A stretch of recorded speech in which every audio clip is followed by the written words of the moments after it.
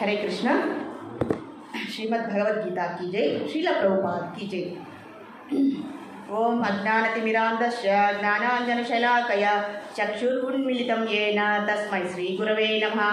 गुरवे गौरचन्द्राय राधिकाय तदालये कृष्णाय कृष्णभक्ताय तद्भक्ताय नमो नमः। ओं नमो भगवते वासुदेवाय, ओं नमो भगवते वासुदेवाय, ओं नमो भगवते वासुदेवाय। ओम इति श्रीमद्भगवद्गीतासु उपनिषत्सु ब्रह्मविद्याया योगशास्त्रेण श्रीकृष्णार्जुनसंवादे तृतीयोऽध्यायः। हरि ओम तत्सत्।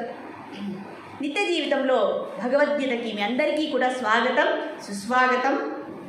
చాలా మంచి భజనలు చేశారు, కీర్తనలు పాడారు. అదే ఉత్సుకతతో మనం ఈ తత్వజ్ఞానాన్ని వినడానికి మనకు ఎంతో గొప్ప అవకాశం మన వల్లే వెతుక్కుంటూ వచ్చింది. కాబట్టి ఆ భగవంతుడే మన దగ్గరికి వస్తున్నారు. కాబట్టి ఇది కలియుగం యొక్క మహత్యం అనే చెప్పుకోవాలి. మనము భగవంతుడి దగ్గరికి వెళ్ళాలి. కానీ మనకు ఈ కాలక్రమేణా ఈ యుగ ధర్మం బట్టి భగవంతుడే మన దగ్గరికి స్వయంగా వస్తున్నారు. మనకి ఎంతో సహాయాన్ని ఈ జ్ఞానం ద్వారా అందిస్తున్నారు. కాబట్టి అన్ని సహాయం కంటే గొప్ప సహాయం ఏదయ్యా అంటే ఆ జ్ఞాన ప్రదానం చేయడమే అన్నిటికంటే కూడా గొప్ప విశిష్టమైనది అని శాస్త్రమే చెప్తుంది. కాబట్టి మనం అందరూ కూడా ఎంతో పుణ్యము సుకృతం చేసుకున్నామని మనం అందరూ కూడా చాలా సంతోషించాలి. హరే కృష్ణ. మనము గత క్లాస్లో అంటే దాదాపు ఒక నెల సమయం గడిచినది. ఇంకా మరి లాస్ట్ క్లాస్లో మనం ఏం చెప్పుకున్నామో కొద్దిగా మనము అయ్యా భగవద్గీత చూశారు కదా. మనం ఇప్పుడు లేటెస్ట్గా ఒక సంఘటన జరిగింది, అహ్మదాబాద్ సంఘటన. ఆ ఫ్లైట్ క్రాష్ అయింది, విమానం అనేది కూలిపోయింది. దాదాపు అందరూ మరణించారు. ఎవరో ఒక వ్యక్తి ఎవరో మిగిలారు. కానీ అందులో శ్రీల ప్రభుపాదులు రచించినటువంటి భగవద్గీత ఏదైతే ఉందో ఆ భగవద్గీత మాత్రం ఏమాత్రమూ చెదరలేదు. ఎంతోమంది గ్రహించబడినా కూడా ఆ జ్ఞానం అనేది మాత్రం ఎటువంటిది అంటే జ్ఞానాన్ని అగ్ని దహించలేదు. కాబట్టి మన దగ్గర ఎంత ఐశ్వర్యం ఉన్నా కూడా, ఏ సంపదలు ఉన్నా ఎవరైనా దోచుకునే ప్రమాదం ఉంది, లేదా మనమే వదిలిపోయే అవకాశం ఉంది. కానీ మనము ఎన్ని జన్మలు తీసుకున్నా మన అస్తిత్వంగా మనం ఆత్మస్వరూపం. కాబట్టి మనకు ఉన్నటువంటి జ్ఞానాన్ని ఎవరూ ఏమి చేయలేరు, ఎవరూ దొంగలించలేరు. కాబట్టి అన్నిటికంటే ఉత్తమమైనది ఆ పరబ్రహ్మ జ్ఞానమే, తత్వజ్ఞానమే అని ఇక్కడ ఎంతో విదితమైంది. దీన్ని బట్టి మనం అర్థం చేసుకోవాలండి భగవద్గీత అనేది ఎంత గొప్పది, ఎంత విశిష్టమైనది, మనకు ఎంత అవసరం అనేది ఆ ఆవశ్యకతని మనము గుర్తించాలి. మనిషి జన్మ తీసుకున్న తరువాత మనము చేయవలసినటువంటి ఆ ప్రధాన కర్తవ్యం జ్ఞాన సముపార్జన. కాబట్టి ఎంతమంది అయ్యా ఈ జ్ఞానాన్ని సముపార్జించాలి, ఆ గ్రంథాలను చదవాలి, ఆ గ్రంథాలను అర్థం చేసుకోవాలి. జ్ఞాన సముపార్జనే మా యొక్క లక్ష్యము. దానివల్లే మనం తరించగలము అని ఎంతవరకు అవగాహన ఉంది? అవునా కదండి. బయటి ప్రపంచం ఎంతో మెకానికల్గా యాంత్రికంగా బతుకుతున్నారు. తిన్నామా, పడుకున్నామా, మళ్ళీ మనము యథావిధిగా కార్యక్రమాలు చేశామా, ఒకరోజు శరీరాన్ని త్యాగం చేశామా, ఇదే ఆలోచిస్తున్నారు. కానీ మీలాంటి కొందరు మాత్రం లేదయ్యా, మానవ జీవితం యొక్క ముఖ్య లక్షణం, ప్రధాన లక్షణం జ్ఞాన సముపార్జనే. ఆ జ్ఞానమే భగవత్ స్వరూపము. ఆ భగవత్ స్వరూపంతోనే మేము తరిస్తామని మీరు అందరూ భావిస్తున్నారు. కాబట్టి మీ అందరికంటే కూడా గొప్ప భాగ్యవంతులు ఎవరు ఉండరని ఇక్కడ మనం అర్థం చేసుకోవాలి. అలాగే గత క్లాస్లో భగవంతుడు ఏం చర్చించారు ఇక్కడ మనం చూద్దాం. 2.7వ శ్లోకంలో భగవంతుడు చెప్పిన విధంగా కార్పణ్య దోషో పహతా స్వభావ పృచ్ఛామి త్వాం ధర్మ సమ్మూఢ చేత యచ్చయస్యాన్నిశ్చితం గృహీతన్మే శిష్యస్తేహం షాధిమాం త్వాం ప్రపన్నం అని ఇక్కడ ఎవరు అంటున్నారంటే అర్జునుడు అంటున్నారు. ఎవరితో అంటున్నారు? స్వయంగా పరమాత్మ, శ్రీకృష్ణ పరమాత్మతోనే అంటున్నారు. అయ్యా నాకు చాలా సందిగ్ధంగా ఉంది, నాకు ఈ ధర్మం మీద చాలా సందేహంగా ఉంది. అంటే ధర్మ సందేహం అనేది నాలో చాలా దృఢంగా ఉన్నది. నాకు ఇటు తోచడం లేదు, అటు తోచడం లేదు. సేనయోర్ ఉభయోర్ మధ్యే అన్నాడు. అంటే ఇరు సైన్యాలు ఉన్నాయి, అంటే కౌరవులు ఉన్నారు, పాండవులు ఉన్నారు. ధర్మము ఉంది, అధర్మము ఉంది. నేను ఆ రెండు మధ్యలో నిలబడుకొని ఉన్నాను. నేను ఎటుపక్క పోవాలి, ఎటువైపు నా కర్తవ్యాన్ని నిర్వహించాలి అనే విషయంలో నాకు గొప్ప సందేహం ఏర్పడినది, గొప్ప సందిగ్ధం, గొప్ప కన్ఫ్యూషన్ ఏర్పడినది. నన్ను ఏమి చేయమంటారు అని ఇక్కడ నాకు నేను చాలా జ్ఞానాన్ని సముపార్జించాను, యోగాభ్యాసం చేశాను, యోగ సాధన చేశాను, ఎంతోమంది మహర్షుల యొక్క సాంగత్యాన్ని పొందాను, నేను కూడా జ్ఞానాన్ని సముపార్జించాను. అయినా కూడా నాకు ఈ సందేహము అంటే అనుమానం, నేను ఇటు వెళ్ళాలా, నా కర్తవ్యం ఇదా అదా. అంటే కౌరవులు అధర్మం వైపు నిలబడ్డారు, పాండవులు ఎటువైపు నిలబడ్డారండి? ఎటువైపు నిలబడ్డారు పాండవులు అంటేనే ధర్మం వైపు నిలబడ్డారు, కౌరవులు అంటే అధర్మం. మీరు కూడా మాట్లాడాలి, నేను ఒక్కటే కాదు, అందరూ మాట్లాడితేనే అన్నమాట ఇది సంభాషణ. అవునా కదండి? కృష్ణార్జున సంవాదం అంటే ఇక్కడ అర్జునుడు అంటే మనం అందరం వచ్చేస్తాం కాబట్టి పరమాత్మ మనందరితోనూ మాట్లాడుతున్నారు కాబట్టి భగవంతుడి స్వయంగా వస్తే మీరు మాట్లాడరా? కాబట్టి మనం పరమాత్మే మన దగ్గర ఉన్నారు కాబట్టి మనం ఎంత ఉత్సాహంగా ఉండాలండి. అవునా కదా? ఒక పెద్ద హీరోని చూస్తున్నాం, అందరికంటే ఆ జగద్గురుని చూస్తున్నాం, పురుషోత్తమునే మన ఎదురుగా ఉన్నారు. మనం ఎలా ఉండాలండి? అవునా కదా? ఒక సినిమా ఆ హీరో వచ్చారనుకోండి, కుప్పలుగా జనాలు వచ్చి ఆయన్ని సందర్శించాలని చూస్తారు. మరి జగదేక వీరుడే మన ముందర వచ్చి నిలబడితే మనం ఎంత ఉత్సుకత చూపాలండి? మనం నిద్రపోతామా? అయ్యో భగవంతుడు వచ్చారే మనకెందుకులే అనుకుంటామా? ఉండము. ఎందుకంటే భగవంతుడే మన దగ్గరికి వస్తే ఏమవుతుంది? ఇంకా మనం అనుకోనంత ఆశ్చర్యమైనటువంటి అదృష్టం అనేది మనకు ప్రాప్తిస్తుంది అని అర్థం. అంటే ఇక్కడ స్వయంగా భగవంతుడు మనకు కనిపించకపోవచ్చు, కానీ జ్ఞాన రూపంలో భగవంతుడు మన దగ్గరే ఉన్నారు. ఈ జ్ఞానానికి భగవంతునికి ఎటువంటి తేడా లేదు కాబట్టి ఆ అవగాహన మనలో ఉండాలి. కాబట్టి భగవద్గీత మన దగ్గరికి వచ్చిందంటే మనం ఎంత ఉత్సాహంగా ఉండాలండి. ఎంత ఉండాలి? 16 ఏళ్ళ పడుచు పిల్లల్లాగా ఉండాలన్నమాట. వారు ఎంత యువరక్తం ఎలా పరిగెడుతుంటుందో అంత ఉత్సాహంగా మనము ఆనందంగా భగవంతుడు ఏం మాట్లాడతారో మనం వినాలి. మన యొక్క సందేహాలన్నీ ఆయనకు చెప్పాలి, మన కష్టాలన్నీ ఆయనకి చెప్పుకోవాలి. ఎందుకంటే భగవంతుడు తప్ప మనల్ని ఎవరు కాపాడలేరు అని మనం అర్థం చేసుకోవాలి. కాబట్టి ఎంత ఉత్సాహంగా ఉండాలండి. నిద్రపోదామా ఈరోజు మనము? హాయిగా ఫ్యాన్ వేయించారు, నాగార్జున పెట్టేశారు, హాయిగా అన్ని చైర్స్ అన్నీ పెట్టారు కాబట్టి నిద్రపోదామా ఈరోజు? అది మనమే తెలుసుకోవాలి. నిజంగా మనకు అదృష్టం కావాలనేది మన చేతిలోనే ఉంది. Now ball is in our court. కాబట్టి ఈ గొప్ప అవకాశాన్ని మనం వినియోగించుకోవాలండి, తప్పకుండా వినియోగించుకోవాలి. కాబట్టి ఇక్కడ అర్జునుడు అంతటి వాడే, అయ్యా నాకు చాలా సందిగ్ధంగా ఉంది, నేను ఇప్పుడు మీకు విధేయుడిని, నేను మీ శిష్యుడిని, కాబట్టి మీరు నాకు సహాయం చేయాలి. ఈ ధర్మంలో నాకు ఈ సందేహాన్ని మీరే నివృత్తి చేయాలి. నేను ఇది చేయాలా అది చేయాలా అనేది ఈ సందర్భం అండి. ఈ సందర్భంలోనే ఉన్నారు కృష్ణార్జునులు ఇద్దరూ కూడా ఉన్నారు. కాబట్టి ఇప్పుడు ఏం జరుగుతుందో మనం కూడా చూద్దాము. ఇంతకు మళ్ళీ ఆ నెక్స్ట్ శ్లోకంలో ఏం చెప్తున్నారు? నహి ప్రపశ్యామి. ఇంకా ఏం చెప్తున్నారండి అర్జునుడు? నేను ప్రశ్నలు అడుగుతారండి, తప్పకుండా ప్రశ్నలు అడుగుతాను. అవునా కదా? కాబట్టి మీరు చాలా అటెంటివ్గా ఉండాలి, యాక్టివ్గా వినాలి. అవునా కదండి? Very good. చూద్దాం ఎవరు ఎంత బాగా చక్కగా సమాధానం చెప్తారో మనం వాళ్ళకి ప్రైజులు కూడా లాస్ట్లో ఇద్దాం. అంటే భగవద్గీత అయిన తర్వాత, ఇప్పుడే కాదండి, మేమందరినీ గమనిస్తూ ఉంటాం. ఎవరు చక్కగా వింటున్నారు, ఎవరు బాగా అర్థం చేసుకున్నారు, ఎవరు ప్రశ్నలకు సమాధానం చాలా ఉత్సుకతగా చెప్తున్నారు అనేది మేమందరూ గమనిస్తాము. చివరిలో ఒక మంచి ప్రైజ్ ఇస్తామన్నమాట. సరేనా? Very good. ఈ ప్రైజ్ కోసమన్నా మనం వినాలన్నమాట. ఓకే సరే. నహి ప్రపశ్యామి యచ్చోక ముచ్చోషణ ఇంద్రియానాం. అర్జునుడు తన యొక్క బాధను చెప్తున్నారండి. అవునా అండి? అయ్యా నాకు ఎంత శోకం వచ్చిందంటే, యచ్చోక ముచ్చోషణం ఇంద్రియానం, నా శోకం ఎలాంటిదంటే ఎవ్వరికీ లేనంత శోకం, అంత కష్టము, అంత బాధ నాకు వచ్చి పడింది. మనం ఏమంటామండి?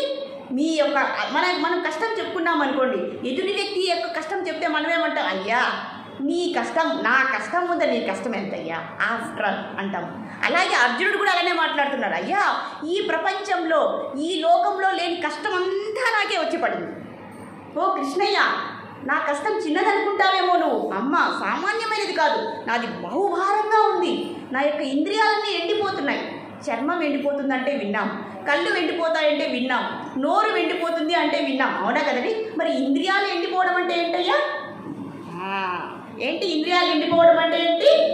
మన భగవద్గీత చక్కగా వింటున్నాం, ఇతర గ్రంథాలు కూడా వింటున్నాం కాబట్టి మనకు అవగాహన ఉంటుంది. యచ్చోక ముచ్చోషణం ఇంద్రియానం. అయ్యా నా సర్వ ఇంద్రియాలన్నీ ఎండిపోతున్నాయి. ఇంద్రియాలు అంటే ఏంటయ్యా? మళ్ళీ మనం మొదటి చాప్టర్కి వెళ్ళిపోదామా? ఇంద్రియాలు ఎన్ని ఉన్నాయి? పంచేంద్రియాలు. ఆ ఇంద్రియాలన్నీ ఏమైపోతున్నాయి? ఈ బాధతో అన్నీ కూడా ఎండాకాలంలో ఎడారుల్లో నీరు దొరకకపోతే ఎంత కష్టమో అంతకన్నా ఎక్కువ కష్టం నాకు వచ్చి పడింది. అంటే నేను యుద్ధం చేయాలా వద్దా? యుద్ధం చేస్తే నా స్వజనం అందరూ కూడా మరణిస్తారు. ఆ శోకాన్ని నా ఇంద్రియాలు, నా జీవితము, నా ఆత్మ తట్టుకోలేదు. కాబట్టి ఓ పరమాత్మ, ఓ జగద్గురు, నీవు నాకు ఉపదేశం చేయుము అని ఇక్కడ చెప్తూ ఉన్నారనమాట. మరి ఇంకా ఏం చెప్తున్నారు? యోవా ఏత దక్షిణం గార్గి అవిరిత్వ అస్మాత్ లోక ప్రైతి కృపణ.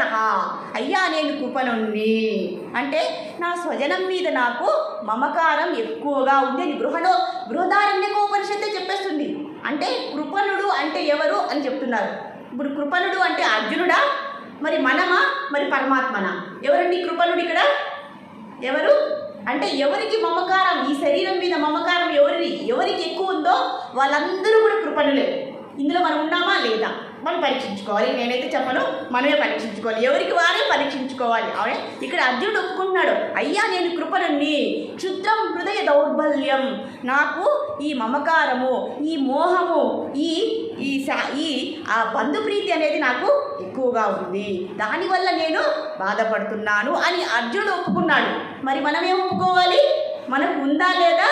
మనము మన మనసులో ఉన్నటువంటి ఆ హృషికేశుడు ఎవరైతే ఉన్నారో, అయ్యా మనం బయటికి ఎన్నైనా మాటలు చెప్పవచ్చు, కానీ మన మనసులో ఏమనుకుంటున్నామో ఆ కేశవుడికి తెలిసిపోతుంది.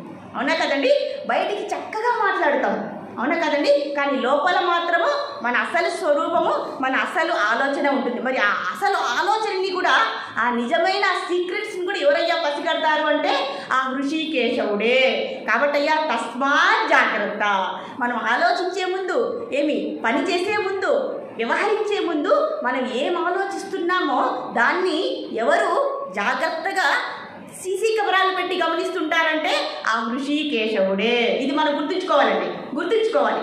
బయట అయితే పోలీసులు ఉంటారు తప్పులు చేస్తే, మరి లోపలే తప్పులు చేస్తే ఎవరుంటారు అంటే ఆ హృషికేశవుడిని పెద్ద పోలీస్ ఆఫీసర్ ఉంటారండి.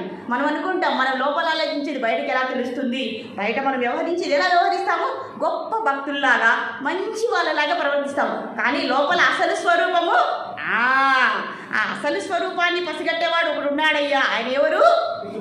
హృషికేశవుడు. అందుకే ఆయనకి హృషికేశవుడు అనే పేరు వచ్చింది. కాబట్టి మనం బయట ఏం చెప్తామో తెలుసు, కానీ లోపల ఏమనుకుంటున్నామో అది కూడా ఆ కేశవుడు పసిగట్టేస్తాడు.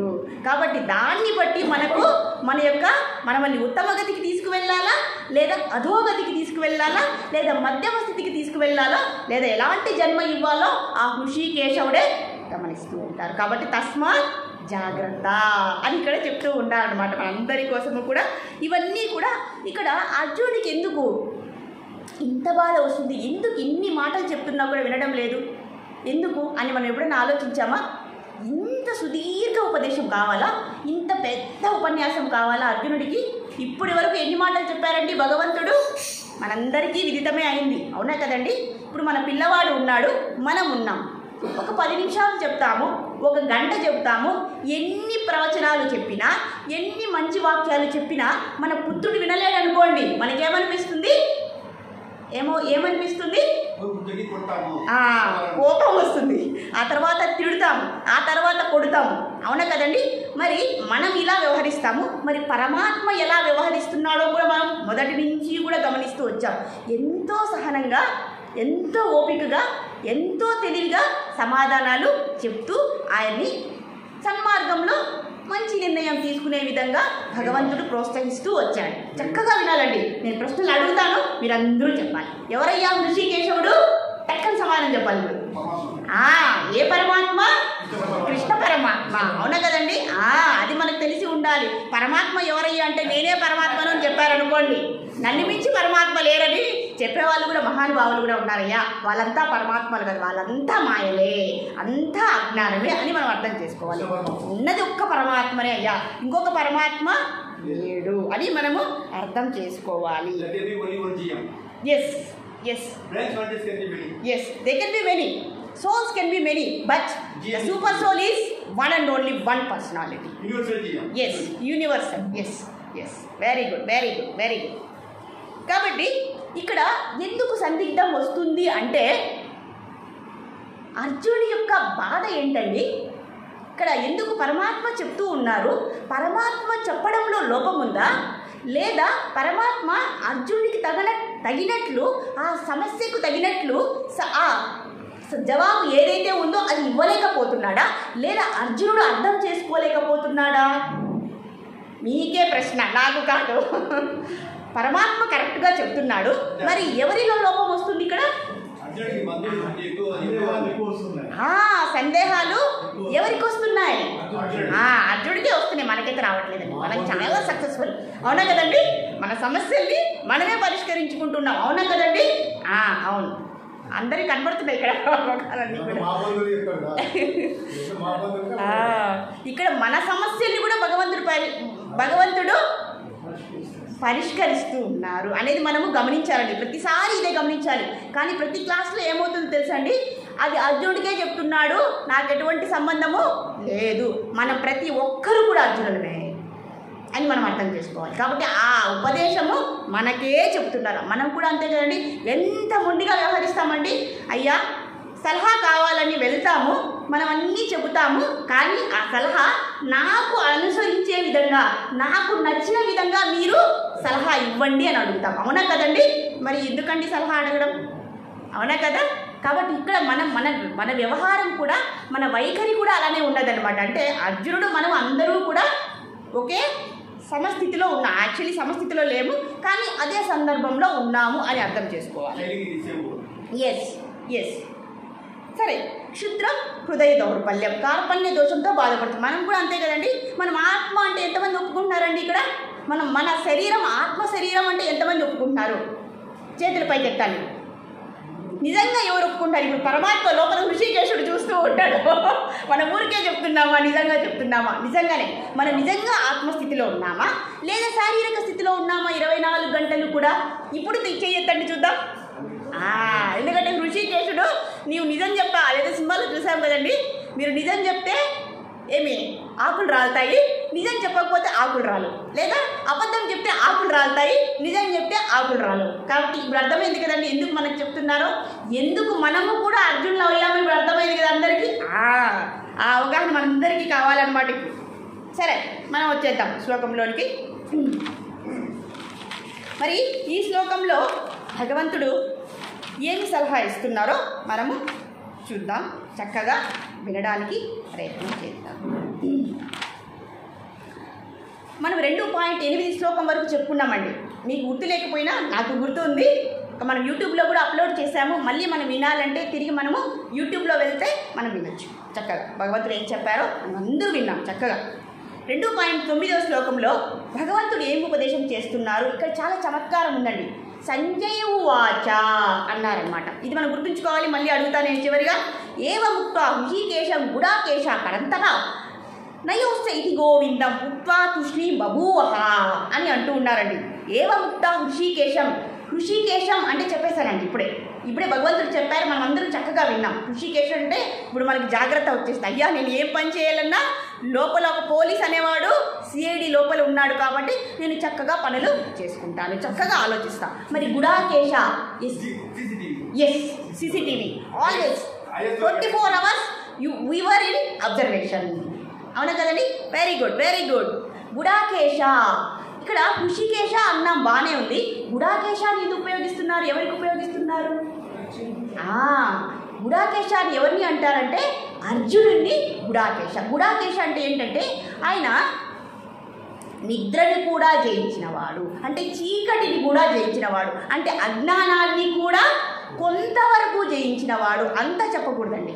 అదే జ్ఞానం ఉంటే ఇవన్నీ ఎందుకు వచ్చాయి మనకు? టకటక యుద్ధం చేసేసి ఉంటాడు కదా, మరి యుద్ధం చేయకుండా ఆలోచిస్తున్నాడు కాబట్టి ఇంకా ఆ జ్ఞానంలోనికి, ఆ సంపూర్ణ జ్ఞానంలోనికి అర్జునుడు రాలేదు. కాబట్టి కొంతవరకు ఆయన తమో గుణాన్ని ఆయన నశింప చేసుకోగలిగారు. మనకు ఈ జీవి అంటే ఎవరండి? ఎవరు జీవి అంటే? మనమే, ఎవరికి వాళ్ళే.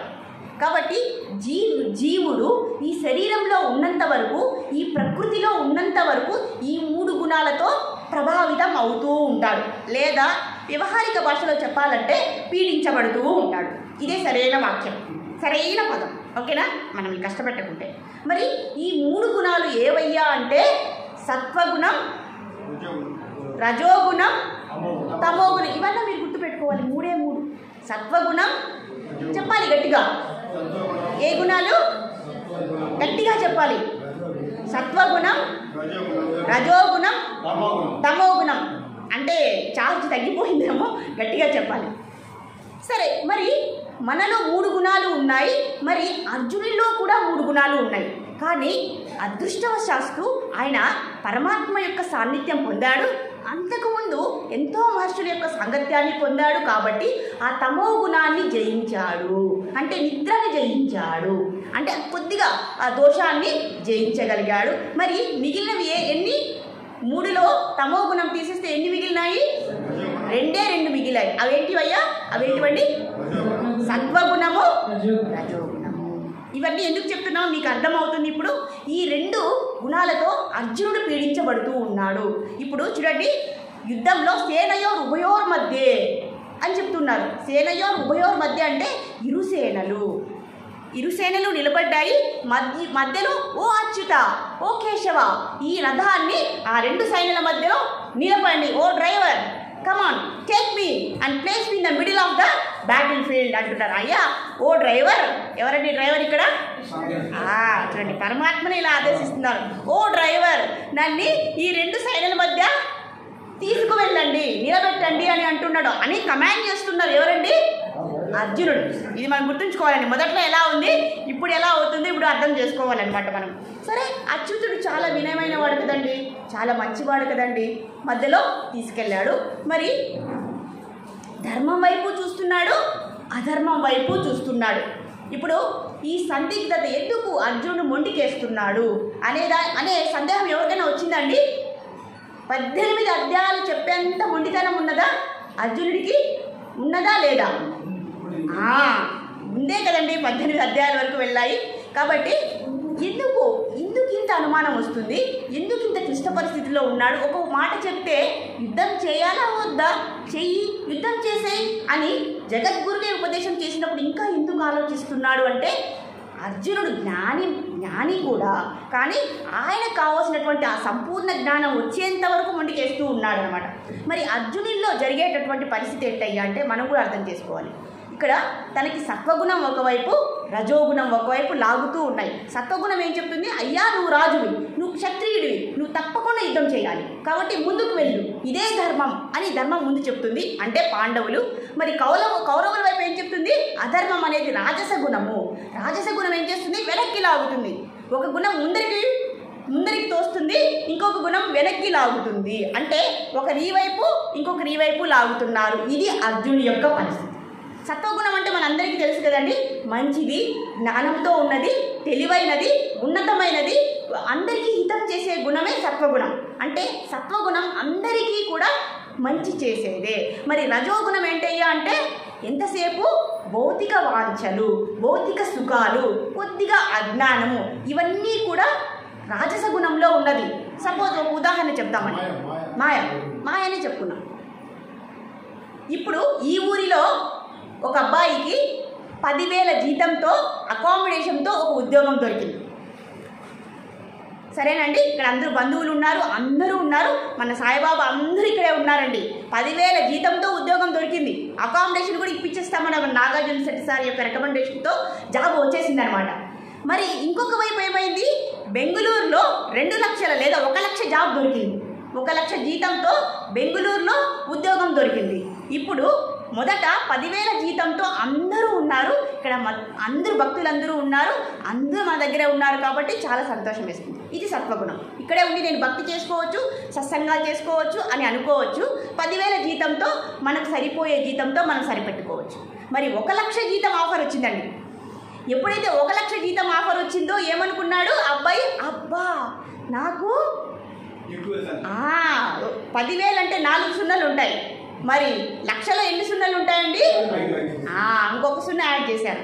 1 లక్షం జీతం పెరిగే కొద్దీ ఏమైంది? ఆయనకు ఆశ, ఆ రజోగుణం అనేది లాగుతూ ఉంది. 1,00,000 రూపాయల జీతగాన్ని నేను నెక్స్ట్ నన్ను ఈ సంఘం ఎంత గొప్పగా నాకు పేరు ప్రఖ్యాతులు వస్తాయి, గౌరవం వస్తుంది, నాకు ఒక ప్రెస్టీజ్ పెరుగుతుంది. కాబట్టి నేను ఒక సిటీలో ఉంటాను కాబట్టి ఆ సిటీ కల్చర్ని నేను ఎంజాయ్ చేయొచ్చని ఆ ₹1,00,000 వైపుకు వెళ్ళిపోయాడు. ఆ వెళ్ళిపోవడమే రజోగుణం. అవునా కదండి? లేదు 10,000తో నా జీవితం సరిపోతుంది అని అనుకోవడం సర్వత్రా మంచిది కాబట్టి అది సత్వగుణం. మరి ఏమవుతుంది?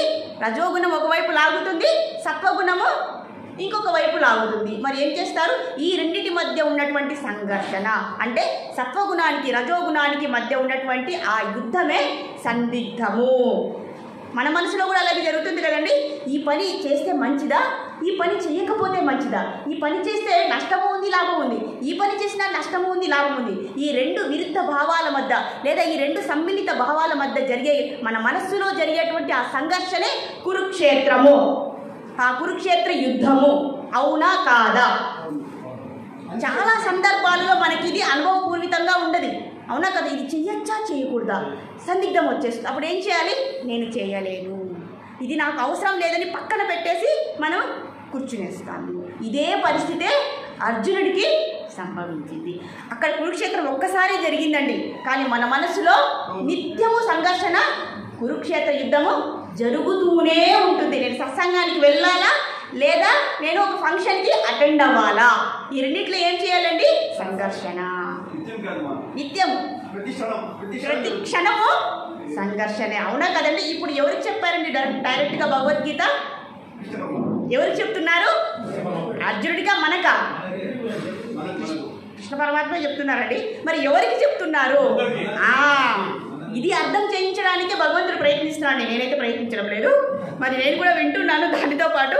కాబట్టి ఈ సందిగ్ధము, ఈ అనుమానమే అంతవరకు అర్జునుడిని తీసుకెళ్తుంది. మనమల్ని కూడా ఎన్నో జన్మలు ఎత్తే విధంగా మనకి ప్రేరణ ఇచ్చేటువంటి గుణాలు ఏవయ్యా అంటే ఈ రజోగుణ తమో గుణాలు. మరి అర్జునుడికి 2 గుణాలు ప్రభావితం చేస్తున్నాయి, మనకైతే 3 గుణాలు ప్రభావితం చేస్తున్నాయి. ఈ 3 గుణాలు కొంచెం సత్వగుణం ఉంది, కానీ ఈ రజోగుణ తమో గుణాలు ఎక్కువ అయ్యేటప్పటికి ఏమవుతుంది?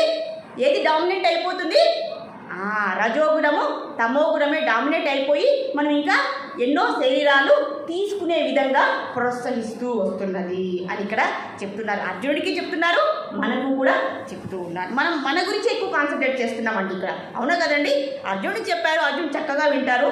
1 నిమిషంలో 48 మినిట్స్లో చెప్పేశారు భగవద్గీత.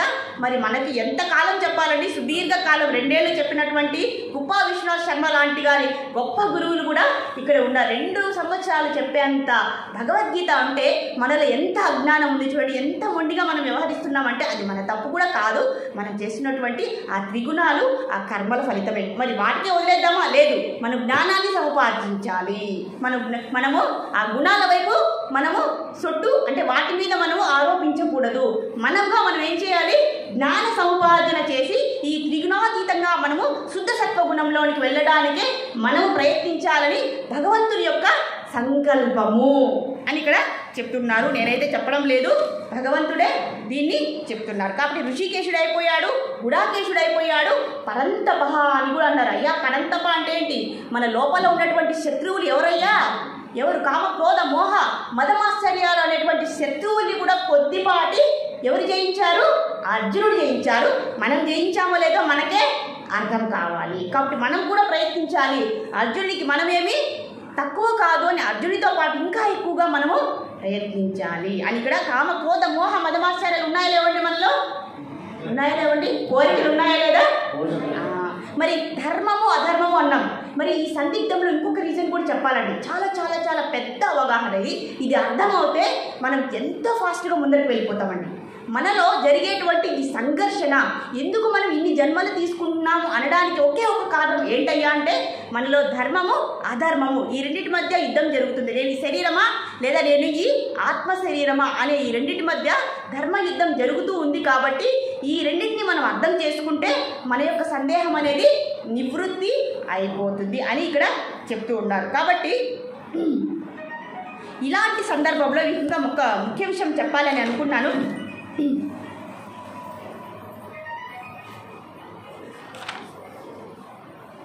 సరే, మరి గుర్తుకు వచ్చినప్పుడు చెప్తాను ఈ కాన్సెప్ట్. సరే, పరంతప అన్నాము. పరంతప అంటే మనలో ఉన్నటువంటి శత్రువులని జయించాలి. అర్జునుడు కొద్దిగా జయిస్తూ వచ్చారు, మనము కూడా జయించాలి అని ఇక్కడ చెప్తూ ఉన్నారు. మరి అందుకనేసే ఇంత విస్తారమైనటువంటి సుదీర్ఘమైనటువంటి ఉపదేశం భగవంతుడు అనేది చేస్తూ ఉన్నారు. కాబట్టి మనకు ఇంత పెద్ద ప్రశ్నగా మనకు మిగిలిపోయింది. చూడండి, ఇప్పుడు అర్జునుడు అడుగుతున్నారు, అర్జునుడు నేను మీ శిష్యుడిని, మీరు ఏమి ఉపదేశం చేస్తే అది నేను చేస్తానని అన్నారు కదండి. మరి కృష్ణ భగవానుడు ఉపదేశం చేసిన తర్వాత మరి ఏమంటున్నాడు అని ఈ శ్లోకం యొక్క మొత్తం సారాంశం మనకి చెప్తూ ఉండదన్నమాట. ఏవం ఉక్త్వా హృషికేశం గుడాకేశ పరంతప నయోత్స ఇతి గోవిందం ఉక్త్వా కృష్ణి బభూవః.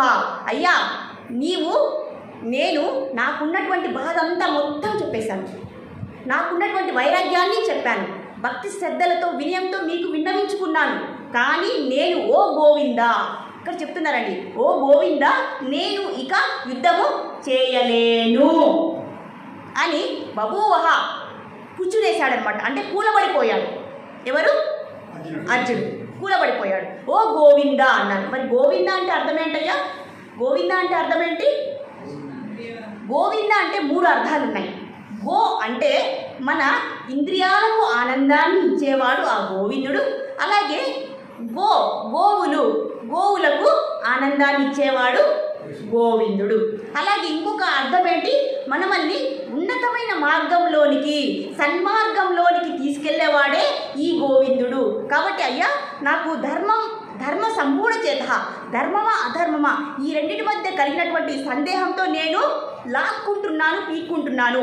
ఈ వ్యవహారం నాకు అవసరం లేదు, నేను కూర్చునేస్తున్నాను, ఇంకంతా నువ్వే చూసుకో, నేను మాత్రం యుద్ధము చేయను. ఇంతకుముందు ఏమన్నారు? ఒక రీతిలో చెప్పారు, అయ్యా మీరు ఏం చెప్తే అది చేస్తానన్నారు. మరి ఉపదేశం చేసిన తర్వాత ఏమన్నారు? నయోత్సా ఇది గోవిందా అంటున్నాడు. అయ్యా, నేను ఇంకా యుద్ధము చేయను అని చెప్పేశారనమాట. చెప్పేసి కూర్చుండిపోయారు. ఇంకా నువ్వే చూడాలి, నువ్వు గోవిందుడివి కదా, నువ్వు నన్ను ఉత్తమమైన మార్గంలో తీసుకెళ్తావు కదా, నువ్వే చూసుకో, ఆ వ్యవహారం నాకు నీ తలనొప్పి వద్దు అని ఇక్కడ చెప్పేస్తూ ఉన్నారనమాట. మనలోనే అలానే జరుగుతుంది కదండి. ఈ 2 సంఘర్షణ మనం ఏం చేస్తాము? ఆ పనిని చేయలేకపోతాం. అప్పుడు మనం ఏం చేయాలి? అలాంటి సందర్భంలో, అలాంటి క్లిష్ట పరిస్థితిలో మనం ఏం చేయాలి? ఆ గోవిందుణ్ణి స్మరించాలి. ఎప్పుడైతే ఈ ధర్మమా అధర్మమా అనే పరిస్థితులను మనలో తలంచినప్పుడు మనం ఏం చేయాలి? మంచి నిర్ణయం కోసం, మంచి జ్ఞానం కోసం ఎవరిని ప్రార్థించాలి? ఆ భగవంతుణ్ణి ప్రార్థించాలి. ఆ భగవంతుడు వచ్చి మనలో ఉన్న ఆ సంఘర్షణని తగ్గించి, అంటే ధర్మం వైపుకు మనల్ని ప్రోత్సహిస్తాడు. ఒక ఉదాహరణ చెప్తానండి. ధర్మము ఇప్పుడు గుర్తు వచ్చింది. ధర్మము అధర్మం. మంచి మొక్క, ఒక పొలం ఉంది, ఆ పొలంలో మంచి మొక్క ఉంది, మంచి మొక్కలతో పాటు ఏం పెరుగుతాయి? కలుపు మొక్క. ఇప్పుడు మనం నీరు లేదా సేంద్రియ ఎరువులు వేసినప్పుడు ఏ మొక్క పెరుగుతుంది? ఏది ఎక్కువగా పెరుగుతుంది? మంచి మొక్క 2 మొక్కలు ఉంటే కలుపు మొక్కలు 10, 20 అలా పెరిగిపోతూ ఉంటాయి. అంటే మనలో ధర్మం ఉంది, సత్వగుణం ఉంది. మనలో ఎప్పుడైతే కోరికలు ప్రవేశిస్తాయో, అంటే కోరికలు పెరగడం వల్ల మనము అధర్మం వైపుకు వెళ్ళిపోతాము. మనం 1000 రూపాయలు సంపాదించాలనుకోండి, ధర్మంగా సంపాదిస్తాం. మరి ఒకేసారి ఒక నెలకు 1 కోటి రూపాయలు సంపాదించాలనుకోండి, ధర్మంగా సంపాదిస్తామా? అది ధర్మ సంపాదన కాదు. కానీ మనం 1 కోటి రూపాయల వైపు వెళ్తామా లేదా? రజోగుణం మనల్ని లాగేస్తుంది. అలాగే నీ మాట చెప్పింది రజోగుణం లాగేస్తుంది, నేను ఎన్ని పనులైనా చేసేయచ్చు అని అనుకుంటారా? అలా అనుకోకూడదు. కాబట్టి సత్వగుణంలో మనం ఎంత సముపార్జిస్తామో అంత మనకు సరిపోతుంది. లేదు నాకు ఇంకా ఎక్కువ కావాలి అని వెళ్తే ఆ కోరికలు ఏం చేస్తాయి? మనలోనికి ప్రవేశించి మనల్ని అధర్మం వైపు తీసుకెళ్ళిపోతాయి. ఇలాంటి సమయంలో ఏం చేయాలి?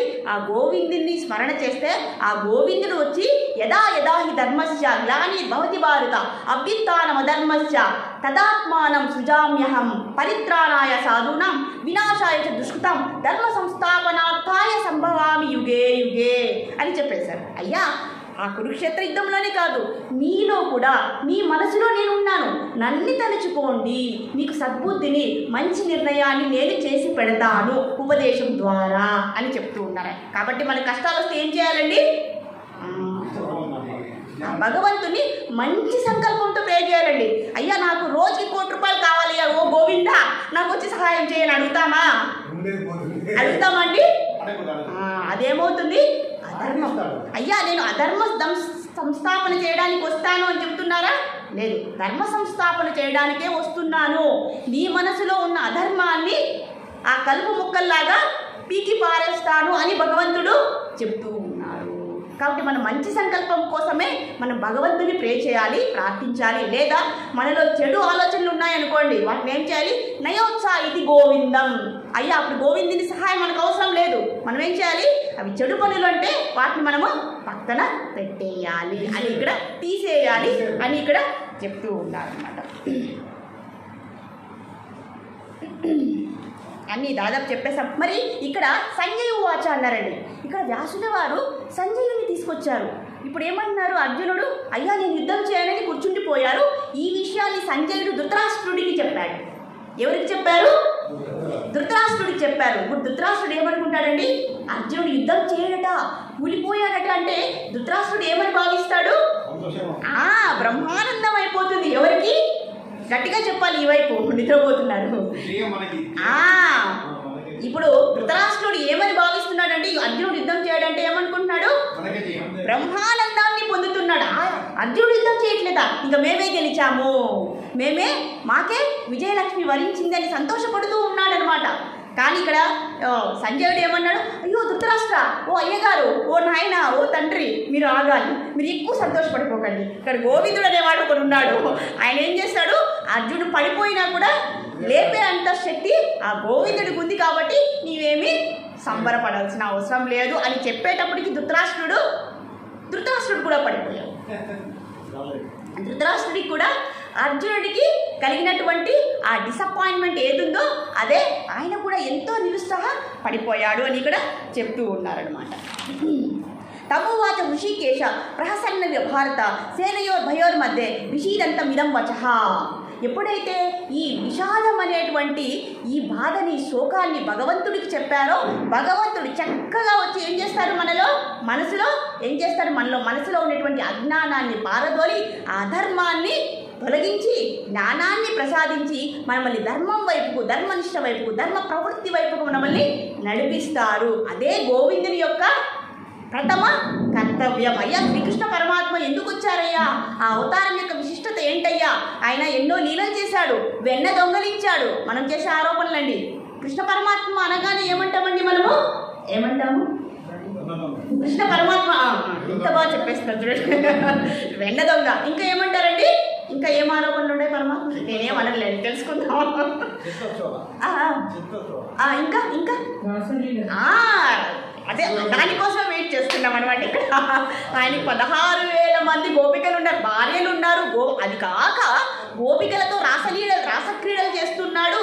అలాగే ఈ కురుక్షేత్ర సంగ్రామంలో ఎంత దారుణంగా చంపించాడంటే, ఎంత అన్యాయంగా ప్రవర్తించాడంటే ఆ కృష్ణ పరమాత్మ నేను స్వయంగా విన్నానండి, కాబట్టి చెప్తున్నాను. ఎంతో దారుణంగా చెప్తున్నారు. కానీ జ్ఞానం తెలిసిన వాడు ఎప్పుడూ కూడా ఆయన్ని సరిగా అర్థం చేసుకో. అందుకే శాస్త్రాలు చదవాలి, అందుకే భగవద్గీత ఖచ్చితంగా వినాలండి.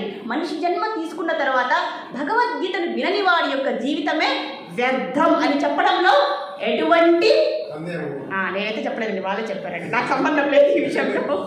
కాబట్టి ఇక్కడ చెప్తూ ఉన్నానమాట. మరి ఈ శ్లోకం యొక్క విశేషం ఏంటి అనేది మనకి ఇప్పుడు అర్థమైంది. వెన్న దొంగ అని చెప్తున్నారు కదండి. అయ్యో నేను చెప్పలేదు, అది నివృత్తి చేయలేదు. ఎందుకు వెన్న దొంగ అంటే మనకు అర్థం కాలేదండి. మనం ఇలా భక్తి ప్రపత్తులతో మన మనసులో ఉన్నటువంటి ఋషికేశుడిని బాగా తెలుసుకున్నాం అనుకోండి, అప్పుడు మనసు కూడా వెన్నలాగా మారిపోతుంది అని ఇక్కడ వ్రజే ప్రసిద్ధం నవనీత చోరం చౌరాగ్రగణ్యం పురుషం నమామి పాదాశ్రితానాం చ సమస్త చౌరం చౌరాగ్రగణ్యం పురుషం నమామి. అలాంటి వెన్నలాంటి శుద్ధ సత్వ గుణంలో ఉన్నటువంటి మనసు మన దగ్గర ఉంటే ఏం చేస్తారయ్యా? ఆ నవనీత చోరుడు వచ్చి మన మనసుని తీసుకెళ్ళిపోతాడు అని ఆ చౌరాష్టకంలో చెప్తూ ఉన్నారు. అలాంటి మనసు మనలో ఉండాలి. అంతేగాని ఈ త్రిగుణాలతో కూడినటువంటి మలినంగా మన మనసుని పెట్టుకోకూడదు. దానికి మనం ఏం చేయాలి? జ్ఞాన సముపార్జన చేయాలి, భక్తియుక్త సేవని, ఇలా సత్కర్మాచరణని, ఈ భగవద్గీత ప్రవచనాలు లేదా ఆధ్యాత్మిక ప్రవచనాలు వినాలి, లేదా ఆర్గనైజ్ చేయాలి, లేదా వాటిలో ఏ సహాయం చేసినా కూడా అవన్నీ కూడా సత్కర్మాచరణే వస్తుంది, దాని కిందే వస్తుంది. కాబట్టి అలాంటి వెన్నతో కూడినటువంటి మనసుని ఆ పరమాత్మ దొంగలించుకుపోతాడు. అదే అండి ప్రజలో ఆయన చేసిన పని ఏంటయ్యా? ఆ గోపికల యొక్క వెన్నలాంటి మనసుని ఆయన దోచుకెళ్ళాడు. వెన్న కంటే సున్నితమైన మనసుగా మన మనస్సు మారాలి. అలా మారాలి అంటే మనము భక్తియుక్త సేవను చేయాలి, అలాగే జ్ఞాన సముపార్జనని చేయాలి అని ఇక్కడ చెప్తూ ఉన్నారు. కాబట్టి ఇప్పుడు గోవిందుడు వచ్చేసాడండి. ఇక్కడ ఓ గోవింద ఇంకా నువ్వే చూసుకోవాలి అని చెప్పారు. అప్పుడు గోవిందుడు ఏమన్నారు? ఇప్పుడు చూడండి, డాక్టర్ దగ్గరికి మనం వెళ్తాం. డాక్టర్ దగ్గరికి వెళ్ళినప్పుడు ఒక పిచ్చి డాక్టర్ అనుకున్నామండి. అంటే మెంటల్ డాక్టర్ అంటే మెంటల్ తగ్గించే డాక్టర్ అండి. మెంటల్ డాక్టర్ అంటే డాక్టర్కే మెంటల్ లేదు, మెంటల్ని తగ్గించే డాక్టర్ ఉన్నారు. చాలా ఫేమస్ డాక్టర్ పుట్టపర్తిలో. ఒక చాలా మానసిక జబ్బు కలిగినటువంటి, అంటే పిచ్చివాడు అనకూడదు కదండి, అతను ఆ జబ్బు కలిగిన వాడు ఆ డాక్టర్ దగ్గరికి వెళ్ళారట. అయ్యా, నాకు తెల్లవారితే ఇలా ఉంటుంది, మధ్యాహ్నం ఇలా ఉంటుంది, మనుషులు చూస్తే కొరికేద్దామా, రక్కేద్దామా, ఇచ్చేద్దామా అని అనిపిస్తుంది అని ఇలాంటి కంప్లైంట్స్తో డాక్టర్ దగ్గరికి వెళ్ళారనుకోండి. డాక్టర్ ఏం చేయాలండి? మనలాగా నవ్వుతాడా డాక్టరు? నవ్వకూడదు. మరి కోప్పడతాడా? కోప్పడకూడదు. మరి ఎలా ఉండాలి అతని ముఖము? ప్రసన్నంగా ఉండాలి. ఉత్కృష్టమైనటువంటి మందహాసంతో డాక్టర్ అయినా, అలాగే తల్లి అయినా అలానే ఉండాలి. తల్లి తన పుత్రుడు బయటకు వెళ్ళిన తర్వాత ఎన్నో కష్టాలతో స్కూల్లో నుంచి ఇంటికి వస్తాడు. ఆ కష్టాలన్నీ తల్లికి చెప్తే తల్లి కోపడుతుందా? తల్లి నవ్వుతుందా? పరిహాసం ఆడుతుందా? లేదు. ఎన్ని కష్టాలున్నా మంచి భావనతో ఆ కష్టాలన్నింటినీ కూడా నివృత్తి చేయడానికి తల్లి అయినా భగవంతుడైనా ఆ ఉత్కృష్టమైనటువంటి, మీరు చూసారు కదండి తిరుమలలో శుక్రవారాభిషేకంలో భగవంతుని యొక్క చిరునవ్వు మీరు చూసారా? ఎక్కువ మందహాసంగా ఉండదు, తక్కువ ఉండదు. మంచి చిరునవ్వుతో మందహాసంతో ఆయన ప్రసన్నంగా ఉంటారు. మన బాధలన్నీ చెప్పుకుంటే భగవంతుడు కోప్పడతాడండి? కోప్పడడు. అలాగే అర్జునుడికి ఉన్నటువంటి ఆ శోకాన్ని భగవంతుడు ఎంతో ప్రసన్నంగా ఆయనకు తగిన విధంగా ఉపదేశం చేసి ఆయన్ని మంచి మార్గం వైపుకు ప్రోత్సహించాలని భగవంతుడు ఇక్కడ ఉద్దేశించినాడు. కాబట్టి భగవంతుని యొక్క మనకున్న కష్టాలన్నింటినీ కూడా భగవంతునికి మనం విన్నవించుకుంటే భగవంతుడు ఎప్పుడు కూడా మనల్ని చూసి కోపడడు, లేదా చిరాకు పడడు, లేదా పరిహాసం ఆడడు.